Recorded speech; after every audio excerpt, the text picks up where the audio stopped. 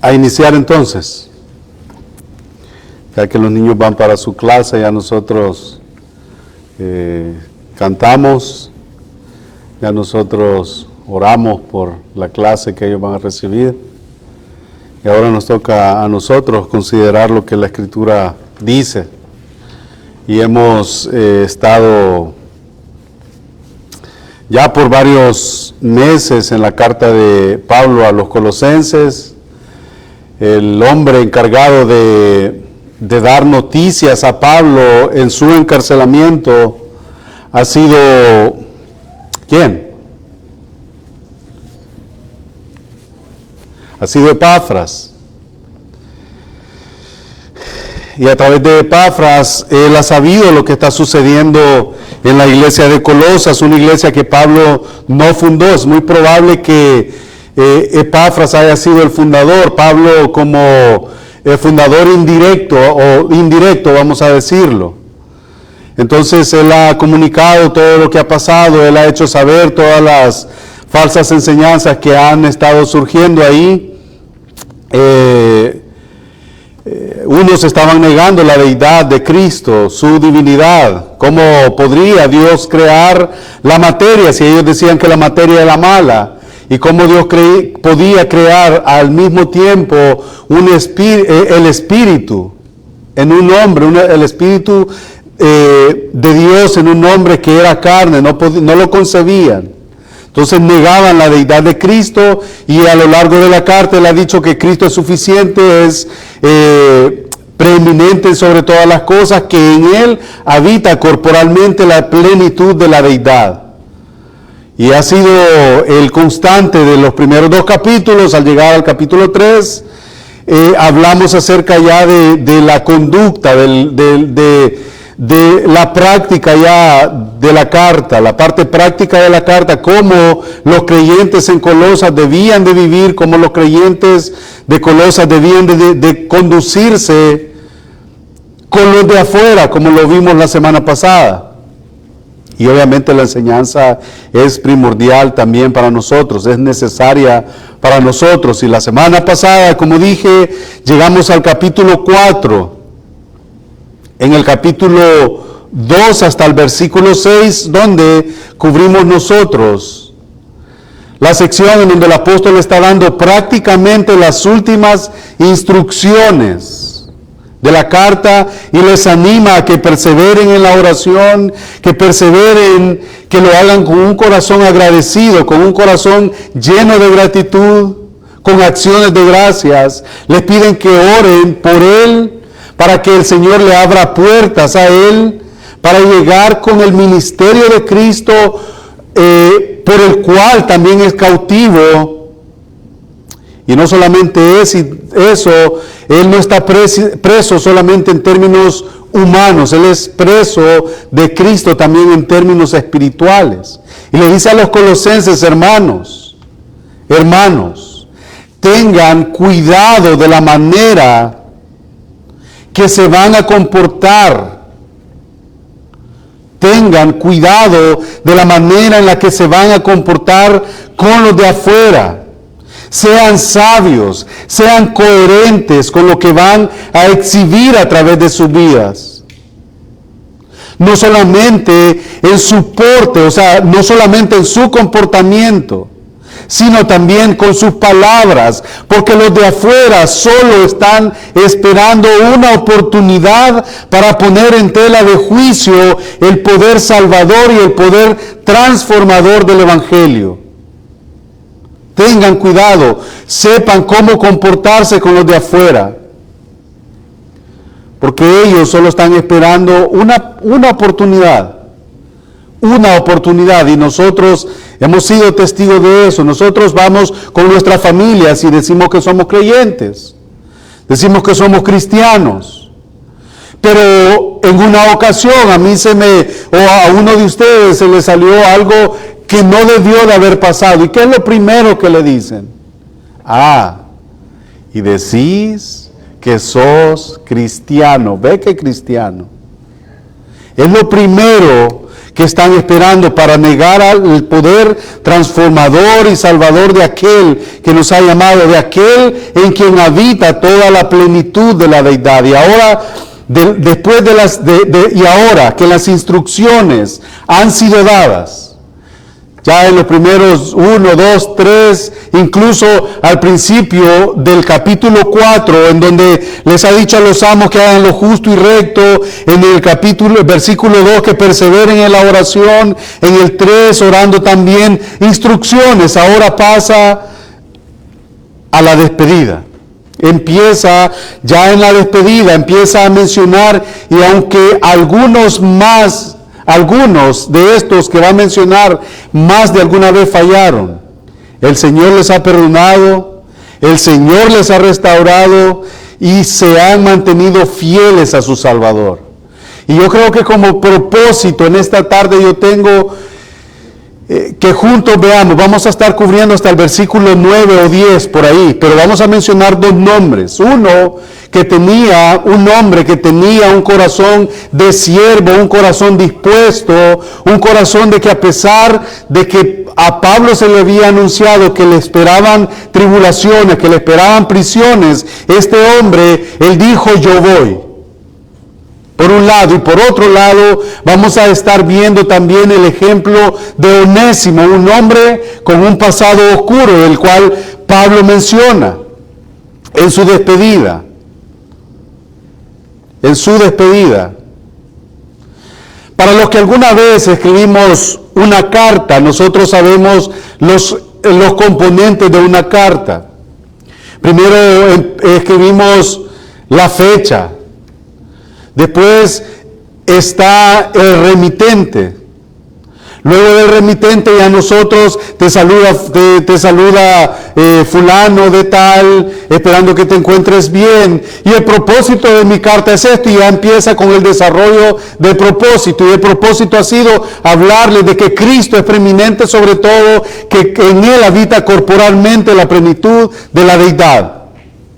Después les ha dado instrucciones y ahora él empieza y se refiere al destinatario e incluye a varios nombres en su despedida. Y al finalizar con la despedida, Pablo menciona a varios de sus colaboradores en su ministerio, en su encarcelamiento en Roma, y lo hace como pegando un retrato de cada uno de ellos. Y nosotros lo vamos a ver, y para eso yo quiero que vayan conmigo y vamos a leer toda la sección que abarca la despedida del apóstol Pablo, de los versículos 7 al 18. Colosenses capítulo 4, versículos del 7 al 18, dice así todo lo que se refiere de mí, después que les ha dicho en el versículo 3, orando también al mismo tiempo por nosotros, para que en el Señor nos abra puerta para la palabra, a fin de dar a conocer el misterio de Cristo, por el cual también estoy preso. Ahí llegamos con las instrucciones. Luego versículo 5 sigue, andad sabiamente para con los de afuera, redimiendo el tiempo. Sea vuestra palabra sazonada con sal, sigue con las instrucciones, para que sepáis cómo sabéis de responder a cada uno. Instrucciones. Luego, el cambio de ritmo ya en el versículo 7. Todo lo que se refiere a mí se refiere, os lo hará saber Tíquico, amado hermano y fiel ministro y consiervo en el Señor. Y como les dije, el apóstol Pablo va a mencionar una serie de nombres, en lo que a la par del nombre él va a retratar algo, y va a pegar una foto, un retrato de cada uno de ellos. Todo lo que a mí se refiere os lo hará saber Tíquico, amado hermano y fiel ministro y consiervo en el Señor. Sigue con el retrato, el cual he enviado a vosotros para esto mismo. ¿Para qué? Para que conozca lo que a vosotros se refiere y conforte vuestros corazones. Versículo 9. Ahí está el hombre con el pasado oscuro, con el cual nosotros vamos a abordarlo más tarde. Con Onésimo, amado y fiel hermano. Ya no es aquel que se fue huyendo, ya no es aquel esclavo que se fue de la casa de su amo, porque pues varios comentaristas dicen de que como Filemón era una persona pudiente, una persona que tenía sus posibilidades, este esclavo le falló a su amo tomando algo. Huye a Roma, Onésimo conoce a Pablo en Roma, es guiado al Evangelio, y de ahí el apóstol Pablo en su despedida a los colosenses lo menciona y le dice con Onésimo, menciona a dos hombres que han de ir a ellos, a los colosenses. Menciona a Tíquico, amado hermano y fiel ministro y consiervo en el Señor, y luego en el 9, y con Onésimo, amado y fiel hermano, que es uno de vosotros. Todo lo que acá pasa, ellos dos tienen la tarea de hacérselo saber a ustedes, colosenses.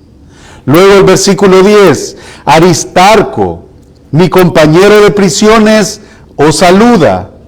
Y Marcos, el sobrino de Bernabé, acerca del cual habéis recibido mandamientos, si fuere a vosotros, recibidle. Y Jesús, llamado Justo, que son los únicos de la circuncisión que me ayudan en el reino de Dios y han sido para mí un consuelo. El tema de mi sermón para esta tarde es compañeros de milicia y dignos de imitar, para que nosotros entendamos lo que Pablo está diciendo ahí. Y a Jesús, llamado Justo, que son los únicos de la circuncisión que me ayudan en el reino de Dios y que han sido para mí un consuelo. Versículo 12. Os saluda Epafras, el cual es uno de vosotros, el cual vino de donde ustedes están y me ha comunicado a mí todo lo que ha pasado en la iglesia de Colosas, con ustedes ahí que han permanecido en la oración, que han abundado en amor, en acciones de gracias y todo eso. Ahora menciona a Epafras. Os saluda Epafras, el cual es uno de vosotros, siervo de Cristo.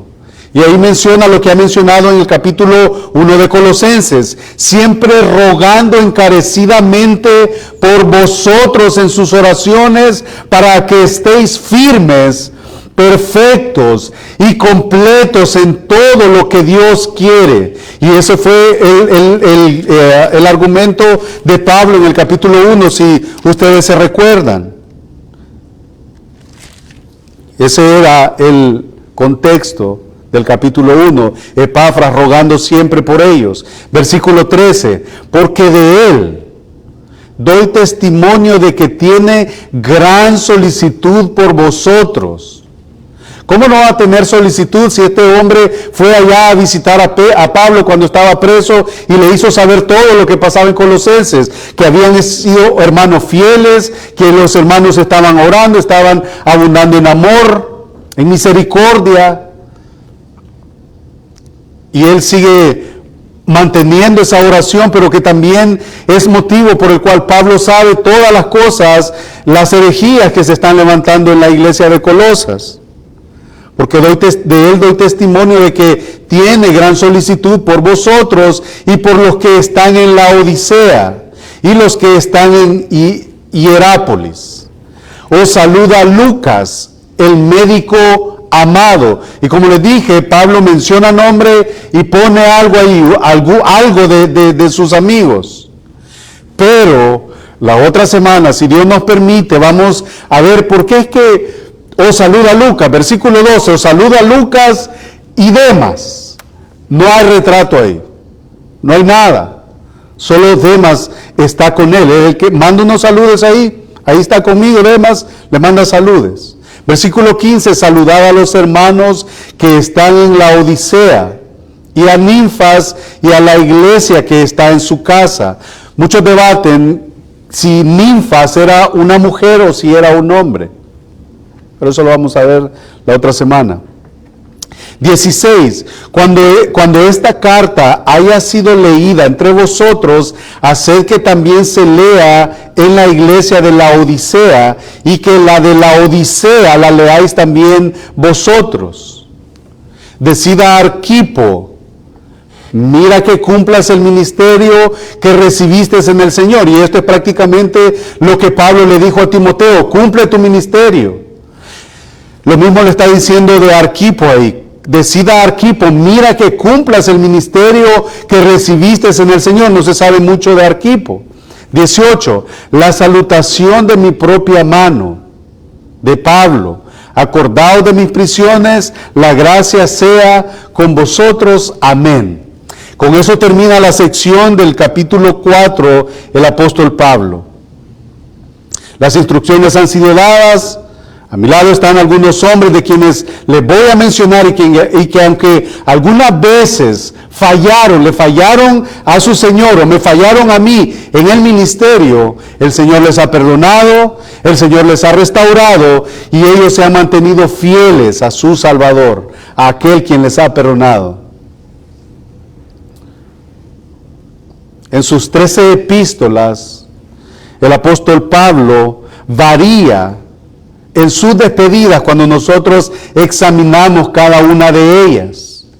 Yo no sé si ustedes se han percatado, pero cuando ustedes terminan de leer una carta del apóstol Pablo, varía en la forma en la que él se despide de su audiencia original. Hay unas cartas que tienen un corte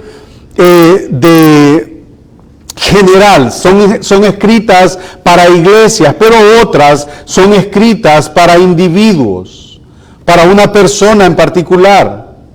Filemón es el caso de uno de ellos, pero cuando nos referimos a la carta a los Gálatas es para una iglesia, para una comunidad.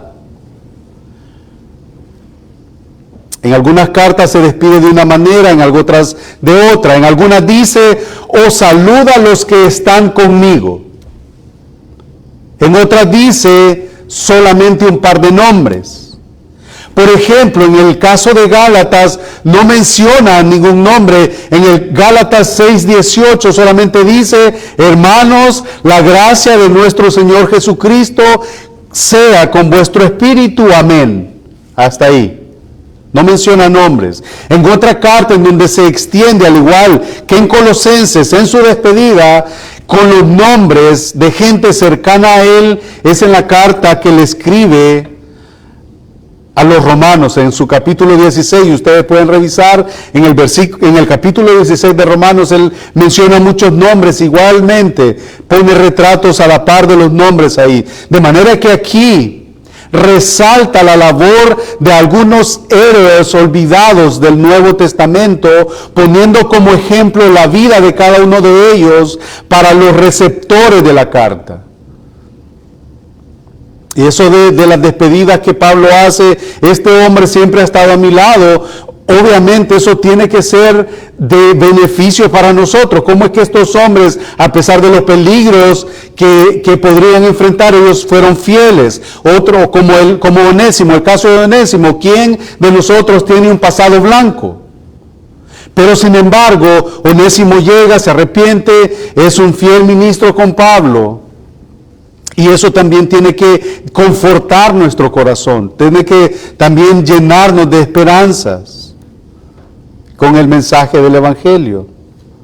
Como es frecuente en sus cartas, aquí el apóstol Pablo muestra su lado sensible, su lado cálido: hijitos míos, amados míos.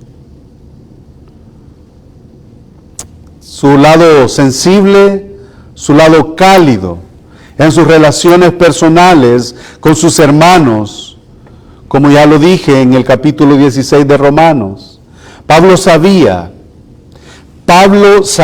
que estar rodeado de personas como estos que él menciona era indispensable y de gran valor para su ministerio, como también lo es para cada ministerio y para cada ministro en la actualidad. Nosotros no podemos vagar y ir en el Evangelio como llaneros solitarios.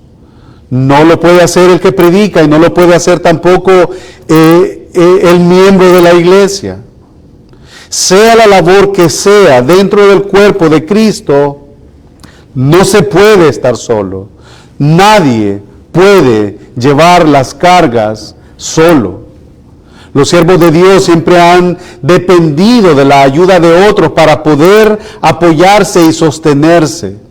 En Éxodo, en el Antiguo Testamento, en Éxodo 17, vemos cómo aquel hombre que Dios usó, que sacó al pueblo de Israel de la esclavitud de Egipto, me refiero a Moisés, cómo este hombre, nosotros vemos con claridad la necesidad que él tenía de otros hombres que estuvieran al lado de él. Capítulo 17, versículos del 8 al 13 del libro de Éxodo.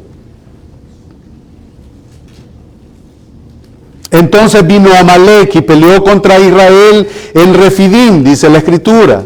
Y dijo Moisés a Josué: escógenos varones y sal a pelear contra Amalek.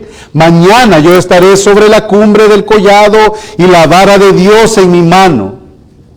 E hizo Josué como le dijo Moisés, peleando contra Amalek. Y Moisés, Aarón y Hur subieron a la cumbre del collado. Y sucedía que cuando alzaba Moisés su mano, Israel prevalecía, mas cuando él bajaba su mano, prevalecía ¿quién? Amalek, aquel que estaba luchando en contra del pueblo. Versículo 12. Y las manos de Moisés se cansaban y las manos de Moisés se cansaban, por lo que tomaron una piedra y la pusieron debajo de él, y se sentó Moisés sobre ella, y Aarón y Hur sostenían sus manos, el uno de un lado y el otro del otro. Así hubo en sus manos firmeza hasta que se puso el sol, hasta que amaneció. ¿Y qué pasó? Y Josué deshizo a Amalek y a su pueblo a filo de espada. Al final, Moisés salió triunfante en esta batalla. ¿Por qué? Necesitaba de hombres. ¿Qué hizo Aarón y qué hizo Hur? Sostenían sus manos. Moisés, al igual que Pablo, sabía que solo no podía llevar la carga, no podía realizar la labor en el reino de Dios. En otra ocasión, también en el Antiguo Testamento, en el libro de Números, nosotros vemos cómo Moisés está hastiado de que el pueblo está saliendo de la esclavitud, de servidumbre de Faraón. Ellos están siendo guiados a la tierra prometida, y este pueblo va quejándose. Y en esta ocasión, en el capítulo 11, vemos cómo Moisés está hastiado por las quejas continuas de los israelitas. Dios les ha sacado de Egipto, pero ellos continuamente están quejándose. Y en esta ocasión dicen: ¿quién nos diera de comer carne? Ellos se acuerdan que en Egipto comían pescado y comían de gratis. Ahí decía de balde, ellos comían pescado de balde. Habla también la Escritura en el capítulo 11 de Números que ellos comían pepinos, comían melones, tenían cebollas, tenían otra cosa que menciona ahí la Escritura que no sé qué es. Pero ellos dicen que estaban bien, y Moisés, al escuchar todas estas quejas, empieza a argumentar con Dios y dice en el capítulo 11, versículo 11 de Números: y dijo Moisés a Jehová: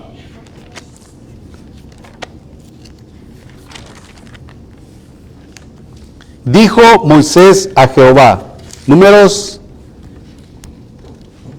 11:11. Dijo Moisés a Jehová: ¿por qué has hecho mal a tu siervo? ¿Por qué has hecho mal a tu siervo? ¿Por qué no he hallado gracia en tus ojos, que has puesto la carga de todo este pueblo sobre mí? ¿Concebí yo a todo este pueblo? ¿Lo engendré yo?, dice Moisés a Dios, para que me digas: llévalo en tu seno como lleva la que cría al que mama, a la tierra de la cual juraste a sus padres. ¿De dónde conseguiré yo carne para dar a este pueblo? Porque lloran a mí diciendo, danos carne que comamos. Parece que eran mexicanos y salvadoreños estos israelitas. Queremos carne.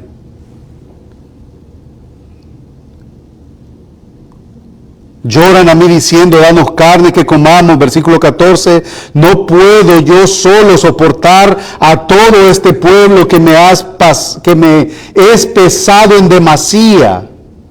Y si así lo haces tú conmigo, te ruego, yo te ruego, dice Moisés a Dios, que me des muerte, si he hallado gracia en tus ojos, y que yo no vea mi mal.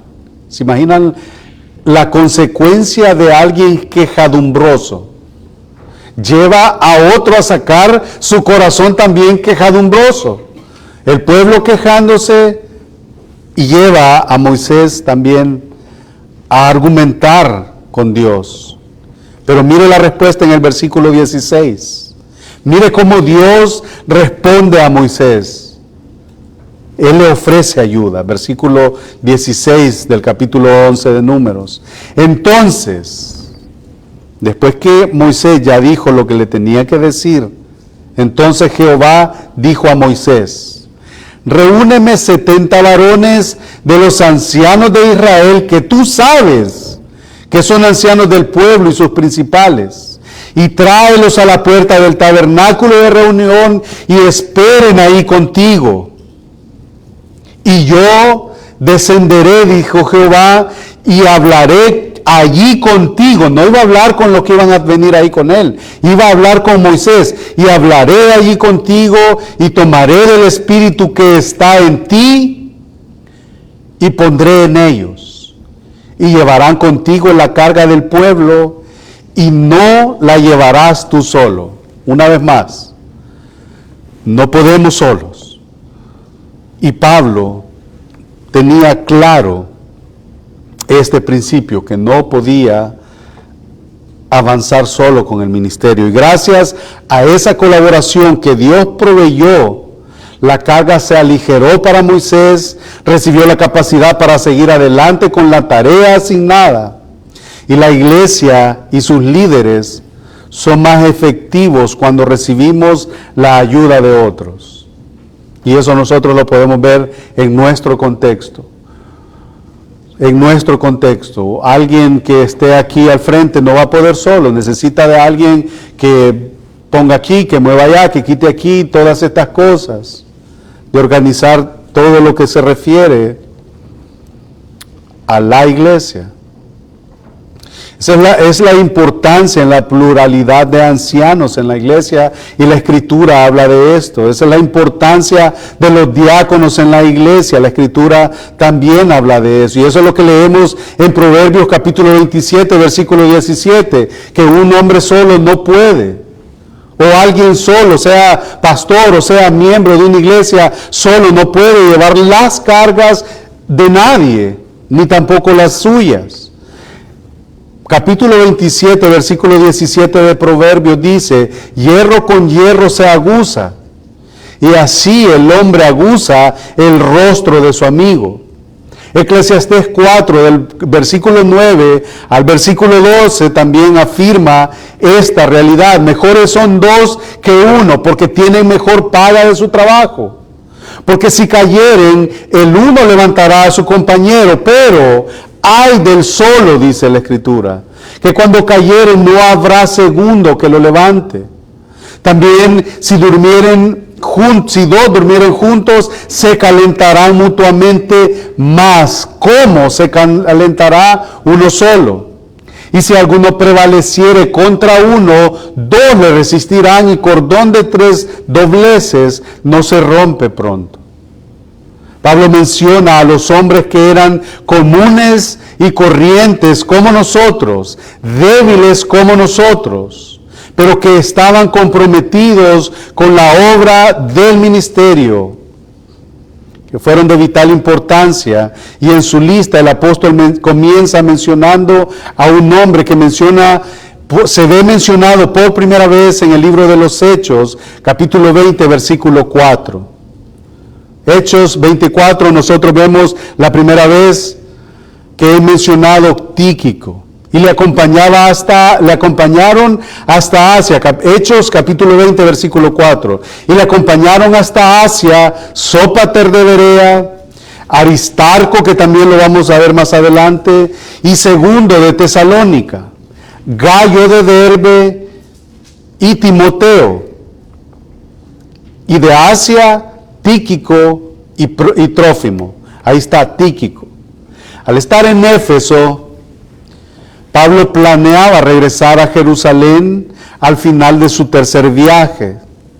Tenía como plan recoger algunas ofrendas para llevarlas a los necesitados en Jerusalén. Y estas ofrendas las tenía que recoger, según la Escritura, en Galacia y en Acaya, para llevarlas a los necesitados que estaban en Jerusalén, donde él tenía planeado ir.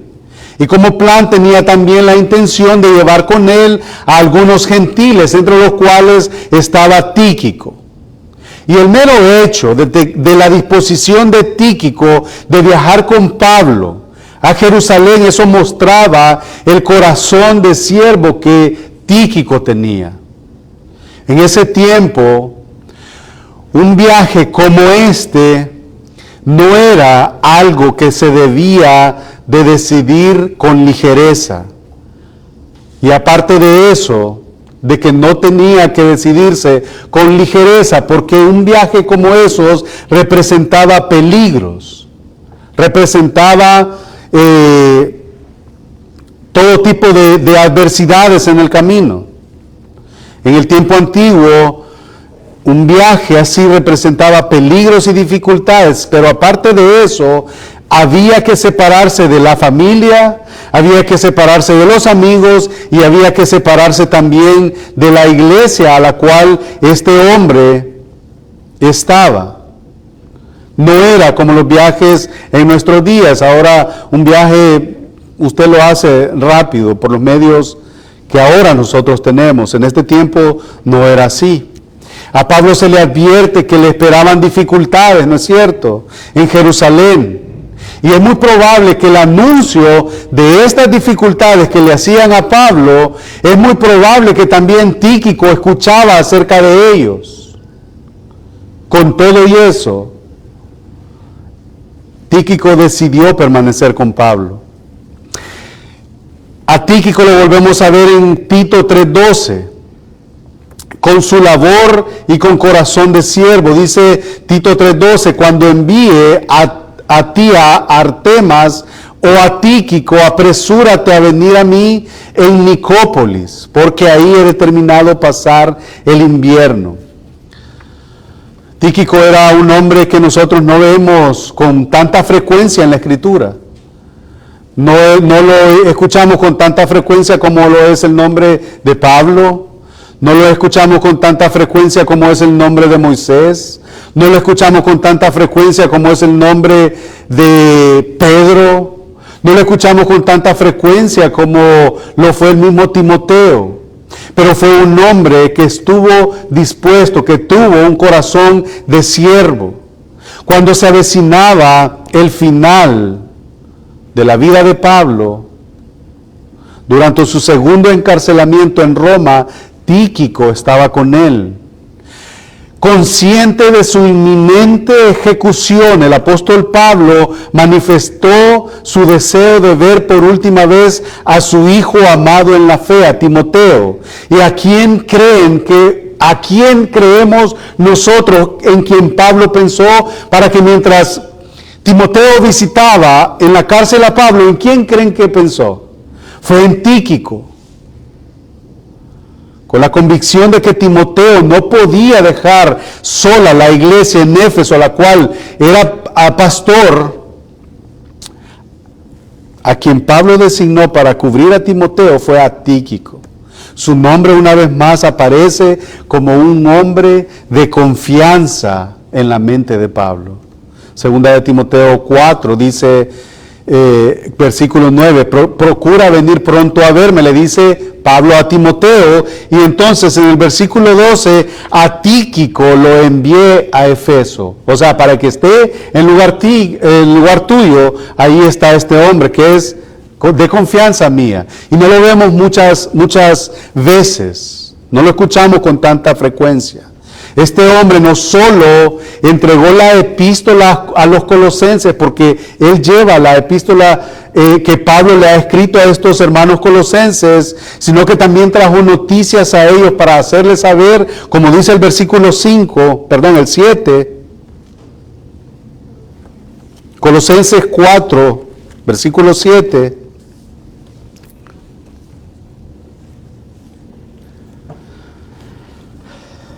Todo lo que a mí se refiere os lo hará saber Tíquico, amado hermano y fiel ministro y consiervo en el Señor, el cual he enviado a vosotros para esto mismo, para que conozca lo que a vosotros se refiere y conforte vuestros corazones. Este hombre no solo entregó esta epístola a los colosenses, sino también trajo noticias a ellos para hacerles saber todo a lo que a Pablo se refiere. Esto incluye, o podía incluir, informes acerca de la salud de Pablo, acerca de sus esperanzas en sus proyectos en el futuro. Aparte de eso, también confortaría su corazón a través de las palabras de ánimo que vendrían por encargo de Pablo con estos dos hombres, Tíquico y Onésimo. Pablo cita 3 cualidades de este hombre, de Tíquico, que lo hacían apto para ser enviado personal. Un hombre con un corazón de siervo y sobre todo, un hombre con una labor muy especial, pero a la vez muy discreto. Otra vez, no sonaba mucho.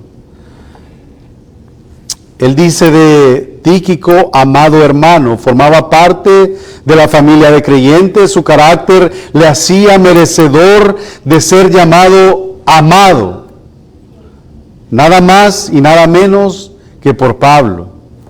Otra segunda cualidad, fiel ministro, aunque lo describe también como un fiel ministro, nunca alcanzó una gran fama, una vez más, un papel discreto. Nunca alcanzó un papel prominente, pero ejerció un importante servicio, no solamente para Pablo, sino también para las iglesias, y también le llama fiel administrador, y ese es el más alto elogio que alguien puede recibir. Este es fiel. Yo puedo confiar ciegamente porque él es fiel.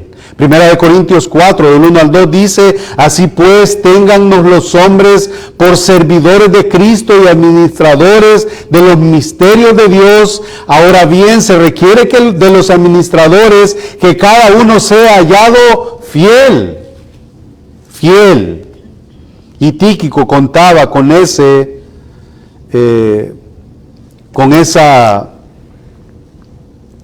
nombramiento, vamos a decir, con esa cualidad.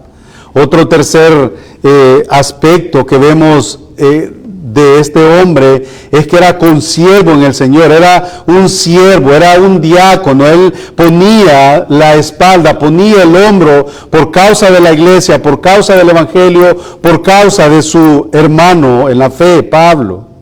Era un esclavo. Este hombre supo que era trabajar para su Señor. Sin ser tan famoso, sin pretender ser sonado, fue un hombre con corazón de siervo. Y después de hablar de este hombre con un corazón de siervo, ahora pasa a hablar de un hombre con un pasado oscuro. Con un pasado oscuro. Versículo 9.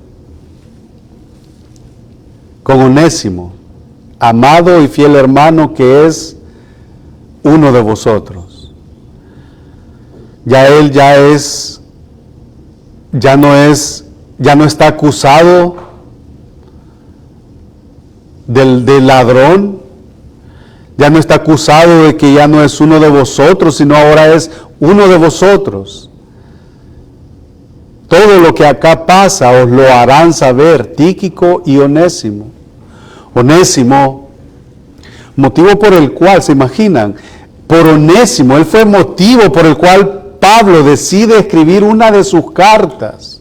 Una carta que nosotros encontramos dentro del canon bíblico, que era escrita de manera personal, ¿para quién? Para Filemón. Filemón tenía un hombre, al parecer pudiente, tenía una iglesia en su casa. Y ellos se reunían en su casa como era costumbre en aquellos días. Alguien que había sido adquirido como un esclavo en la casa de un hombre que, según los comentaristas, era un hombre pudiente en términos económicos. Al parecer tomó algo de la casa de su amo, huyó a Roma, conoce a Pablo, Pablo le predica el Evangelio, Onésimo conoce al Señor, se convierte al Señor y se une al escuadrón de los compañeros de la milicia de Pablo. Filemón es uno de los líderes ahora en la iglesia colosense. Onésimo ahora regresa a Colosas y a su amo, por encargo y petición del apóstol Pablo, quien le escribe que le perdona y que le perdone, le pide que le perdone y que le reciba como a un hermano. A Onésimo por haber huido y por haberle defraudado, dice Filemón, y aún más, le pide que le reciba como a un hermano en la fe. Y como Pablo era de alguna manera quien había guiado también a Filemón al Evangelio, Filemón le dice en su carta, si algo te debe, Filemón, si Onésimo te debe algo, por favor, ponle a mi cuenta ahí, añadilo ahí a mi cuenta, por no decirte que tú, Filemón, te me debes a mí también. Eso es lo que le dice Pablo a Filemón. Y aunque Onésimo era un esclavo fugitivo, Pablo ahora lo define como un amado y fiel hermano.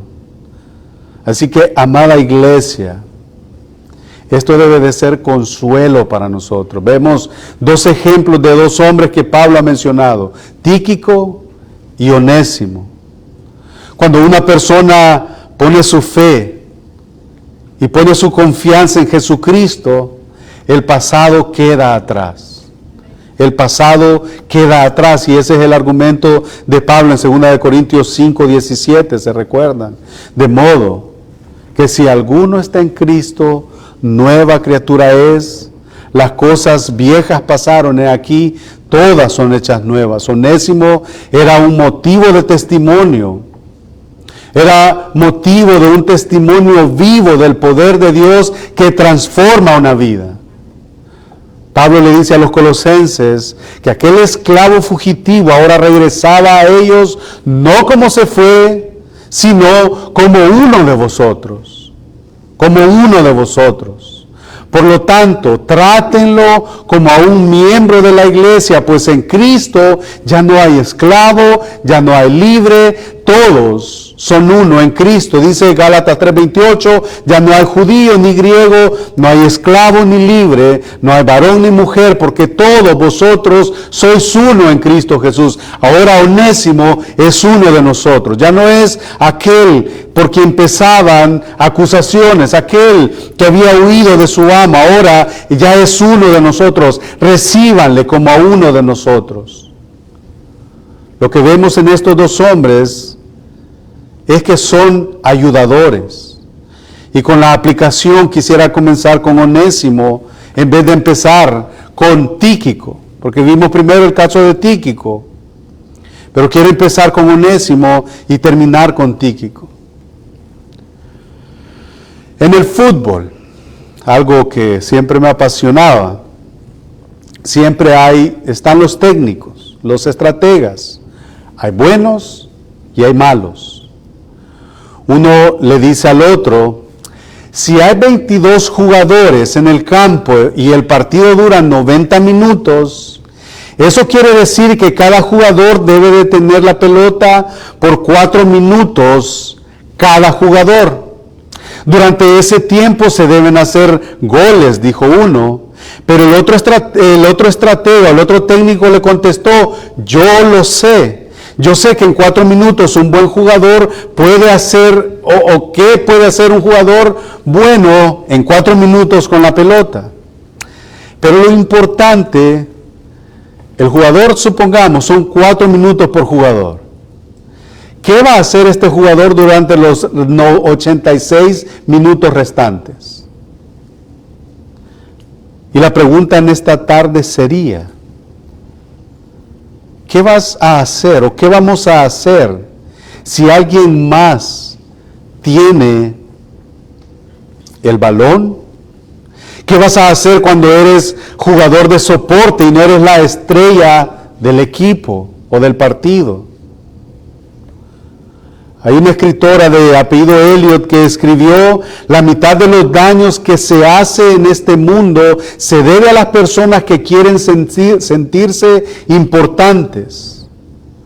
Pero ella subraya, no es su intención hacer daño, pero el daño que se ha hecho ni les interesa, no les molesta, o no lo ven, o lo justifican porque son absorbidos por la interminable lucha de pensar bien sobre ellos mismos. En esta frase se centra el apóstol Pablo y mira desde afuera a todas las personas que quieren pensar bien de sí mismos, pretender ser la estrella del partido. El apóstol nos habla aquí acerca de qué hacer cuando tenemos la pelota o cuando tenemos nosotros el deber de hacer algo, pero seguimos dentro del juego. 2 designaciones a todos aquellos que corren durante 90 minutos o corremos esta vida como creyentes. Aún podemos hacerlo sin haber participado del juego, en este caso con el ejemplo que yo estoy poniendo. Pueda que alguien no suene mucho, pueda que usted vea en una iglesia que usted está o entre nuestra iglesia, pueda que haya alguien que nadie le ve, nadie le mira, nadie reconoce su labor, nadie reconoce su trabajo. Él anda ahí limpiando aquí, arreglando allá y nadie lo mira. Pasa con un papel dentro del reino de Dios, con un papel discreto. No se preocupe si nadie reconoce su labor, si nadie menciona su nombre. Ahí tenemos el ejemplo de Tíquico. Un hombre con un corazón compasivo. Ahora un hombre con una segunda oportunidad. ¡Qué glorioso evangelio! Hermanos, hermanas, no importa si nadie reconoce su labor. La carta nos ha enseñado eso. Todo lo que hagamos, sea de palabra o sea de hecho, que dice que tenemos que hacerlo para la gloria de Dios, como lo hizo Tíquico. Hermano, hermana, ¿tiene miedo porque qué pensarán de usted? ¿Porque le ha fallado al Señor como Onésimo? ¿O porque le ha fallado al Señor como yo le he fallado? ¿Tiene temor de eso? Bendito evangelio. Las puertas del perdón, las puertas de la salvación están abiertas de par en par. Lo único que hay que hacer es venir a Cristo en arrepentimiento, en fe, no con remordimiento, sino con arrepentimiento y descansar en la obra de nuestro Señor Jesucristo. Esa es la verdad que nos enseña Primera de Juan 2, versículo 1 y versículo 2. Hijitos míos, estas cosas os escribo para que no pequéis. Y si alguno hubiere pecado, abogado tenemos para con el Padre, a Jesucristo el justo. ¿Por qué? Porque Él es la propiciación por nuestros pecados, y no solamente individualmente, sino para todo aquel que quiera venir a Él arrepentido de su pecado, reconociendo su bancarrota espiritual. Ese es el poder del Evangelio. Uno que ha reconocido que el Señor le ha salvado y por eso tiene un corazón dispuesto a servir, como el de Tíquico. No le importó los peligros que iba a pasar al acompañar a Pablo en su viaje. No le importó. Tampoco a Onésimo le importó el qué dirán. Yo vengo de robarle a alguien, yo vengo con un pasado oscuro, pero sé a quién acudir. Acudió a Cristo. Y ese también es la invitación, y ese es el llamado también para cada uno de nosotros. Un corazón compasivo, un corazón de siervo, y un corazón que sabe que lo que hizo ya quedó atrás, y que de ahora en adelante es una nueva criatura. Vamos a orar. Padre bendito, que sea exaltado tu nombre, Señor, a través de tu iglesia. Gracias, Señor, por la oportunidad que nos has dado esta tarde de meditar, Señor, en estas verdades de dos hombres, Señor, que acompañaron a este hombre que tú usaste, Señor, que no es nuestro modelo a seguir, porque nuestro modelo a seguir eres tú, Jesús. Nuestra guía, Señor, eres tú, nuestro Salvador. Pero que, Señor, este hombre, Pablo, y estos dos hombres, Señor, sirvieron juntamente con él para el avance de tu reino, para la expansión de tu palabra, Señor. Y ellos dos tuvieron aspectos diferentes. Uno estaba dispuesto, Señor, a exponer su vida al acompañar a Pablo. El otro sabía, Señor, que si regresaba a ese lugar le iban a estar señalando y le iban a estar acusando, y podía ser incluso digno de muerte. Pero vino a ti, se arrepintió, Señor, y ahora ya era uno de nosotros, como el apóstol le menciona.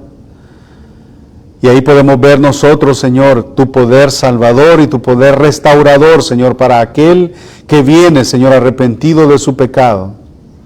Gracias, Señor, por tu bendito evangelio. Gracias, Señor, porque lo único que nosotros tenemos que hacer y lo único que podemos hacer, de hecho, es venir, Señor, en necesidad, arrepentido, Señor, de la mancha de nuestro pecado, Señor, para poder ser beneficiarios de esa salvación tan grande que, Señor, tú ganaste en la cruz del Calvario para redimir a todos los que tú habías escogido desde antes de la fundación del mundo, Señor. Gracias, Señor, sean dadas a ti. Que sea, Señor, engrandecido y exaltado tu nombre a través, Señor, de tu iglesia, a través de nuestras vidas. Gracias por todo, Señor. Descansamos en tu soberanía, descansamos en tu provisión, descansamos en tu voluntad, descansamos, Señor, en tu salvación. Un día, Señor, vendrás por segunda vez a llevarte, Señor, por aquellos por quienes tú derramaste tu sangre. En el nombre de Jesús nosotros esperamos ese día. Amén. Amén.